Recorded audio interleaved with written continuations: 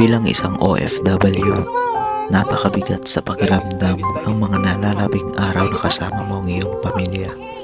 Mga ngiti nila na sa napatagal na panahon ay hindi mo makikita.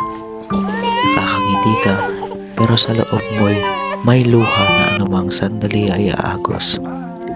Isa sa pinakamahirap ay ang maiwan ng iyong anak na hindi pa naiintindihan ang dahilan kung bakit ka aalis.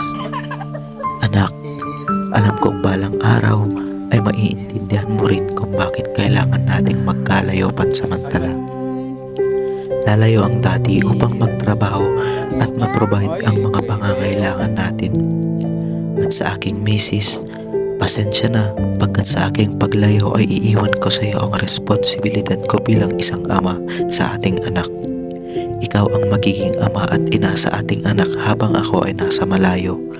Huwag kayong mag-alala at mabilis lang ang oras, magkakasama rin tayong muli. Mapapagod ang daddy, hindi makakatulog at makakapagpahinga ng maayos ang daddy, mangungulila ang daddy. Pero hindi susuko si daddy dahil mahal na mahal ko kayo. Salamat sa Diyos at tinupad niya ang aking mga panalangin sa pamamagitan ninyo. At sa mga kapwa ko OFW na aalis ngayong buwan ng Pasko, saludo po ako sa inyo.